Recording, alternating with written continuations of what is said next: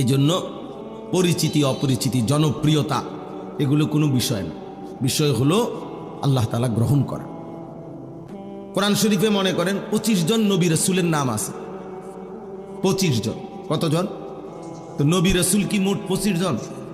তো বাকিদের নাম কি? পৃথিবীর অন্যান্য কিতাবের মধ্যেও এই নবীদের নাম নাই, আরো নাই তো শতখানিক মিলাইলেও কষ্ট হবে। সব মিলাইয়া 100-200 নবীর নাম খুঁজে বের করা কঠিন হবে। তো মনে করেন 100 নাহলে 200-300 পাইল নাম, তো নবী রাসূল কি 300? তো 1,24,000, 2,24,000 নবী রাসূল কিংবা তার চাইতে বেশি কম হতে পারে।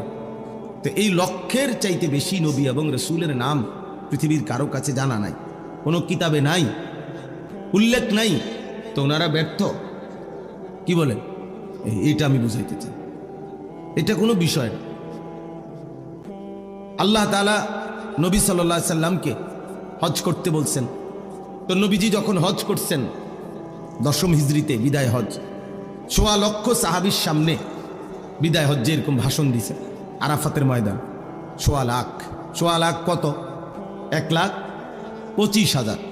তো পৃথিবীর কোন কিতাবে 10,000 সাহাবীর নামও নাই, 5,000 সাহাবীর নামও নাই, একেবারে বাড়ি চালান দিয়েও পাওয়া যাবে না। বুঝছেন নাই কথাটা? পাওয়া যাবে না। তাইলে অল্প কিছু সাহাবীর নামই আছে কিতাবের মধ্যে, তাহলে এই লক্ষের চাইতে বেশি সাহাবী যাদের নাম পৃথিবীর কোনো কিতাবে নাই, কেউ জানে না, তো ওনারা সবাই ব্যর্থ, এই কথাটা বুঝতেছে।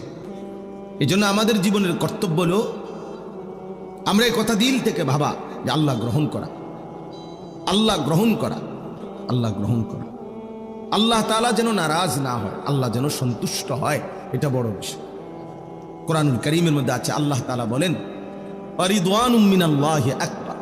ভাই, যে কোনো লোক ঢুকতে যদি সবাই তাকায়, আপনারা যারা দেখতেছেন, তো এটা তো আপনি শেষ হইতো না। মনে করেন একজন একজন করে লোক ঢুকবো, আপনি চাইয়া থাকবেন, তো তাইলে লাভ হইল কি? তো একবারে রাস্তার দিয়ে দেখেন, যারা এখান থেকে কষ্ট করে দেখতে রাস্তা, ওই লোকগুলা, আপনাদের তো কষ্ট হচ্ছে, আপনারা কষ্ট করে উঠে রোডে গিয়ে আসান কেডা কেডা, তাহলে ভালো বুঝবেন।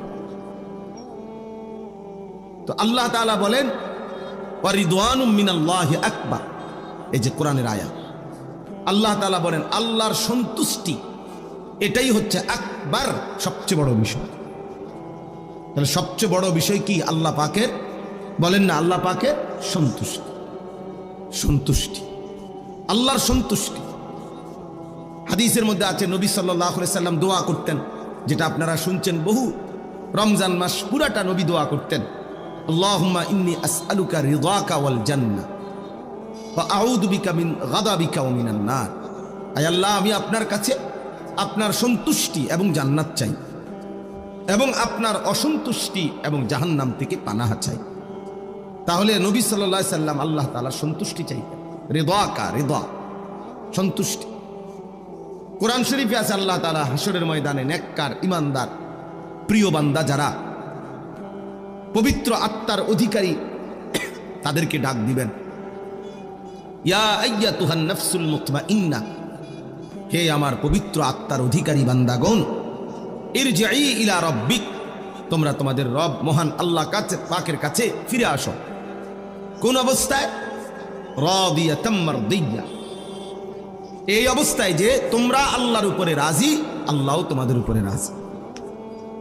তাইলে মুমিনের সবচেয়ে বড় সৌভাগ্য যেদিন আল্লাহ তাকে বলবে রাদিয়াতাম মারদিয়া, যেদিন আল্লাহ বলবে বান্দা আজ তুমিও আমার উপরে রাজি, আমিও তোমার উপরে রাজি। তো এটাই তার জীবনের সবচেয়ে বড় পাওয়া, এটাই তার জীবনের সবচেয়ে বড় পাওয়া, যে আল্লাহ তাআলার সন্তুষ্টি ঘোষণা হওয়া, সন্তুষ্টি ঘোষণা হওয়া। এই জন্য বাপ, মহান আল্লাহ পাকের কাছে জীবনের ছোট বড় আমল কবুল হওয়া, এটা বড় বিষয়, এটা বড় বিষয়, এটা বড় বিষয়। আল্লাহ তাআলা আমাদের প্রত্যেককে আমাদের জিন্দেগীর সমস্ত নেক আমল আল্লাহ তাআলা যেন কবুল করে নেয়, বলেন আমিন। এই নামাজ পড়েন, রোজা রাখেন, দান সাদাকা করেন, জিকির করেন, তিলাওয়াত করেন, আল্লাহর কথা বলেন, শুনেন, এই সব কিছুর মধ্যে মূল মাকসাদ আল্লাহ যেন গ্রহণ করেন। দুইটি জিনিস ইবাদত কবুল হওয়ার জন্য বাধ্যতামূলক, জরুরি, লাজেম। এই দুই জিনিস থাকতেই হবে। এক নাম্বার হলো আমলটি কোরআন সুন্নাহর আলোকে বিশুদ্ধ হওয়া। আমল করছেন, নামাজ পড়ছেন, ঠিক আছে, আপনিও মনে করছেন নামাজ, আমিও দেখছি আপনি নামাজ পড়ছেন, কিন্তু সূরা কেরাত অশুদ্ধ, ফরজ গোসল আদায় হয় নাই, ওযু সুন্নাত মোতাবেক হয় নাই, রুকু সেজদা ঠিক মতো হয় নাই, আপনি আত্তাহিয়াতু তাশাহুদ ঠিক মতো পড়েন নাই, পারেন না, অশুদ্ধ। তাহলে বাহ্যিক দৃষ্টিতে যদিও দেখা গেছে আপনি নামাজ পড়ছেন, কিন্তু সেটা আসমানওয়ালা রবের কাছে পৌঁছবে না, কবুল হবে না, কবুল হবে না। অশুদ্ধ ব্যক্তি, অশুদ্ধ নামাজ। নবী সাল্লাল্লাহু আলাইহি সাল্লামের হাদিস আছে, তিলকা সালাতুল মুনাফিক, তিনবার বলছে নবীজি, তিলকা সালাতুল মুনাফিক, তিলকা সালাতুল মুনাফিক। ওই নামাজ মুনাফিকের নামাজ, ওই নামাজ মুনাফিকের নামাজ, ওই নামাজ মুনাফিকের নামাজ। কামা ফানাক্কারা আর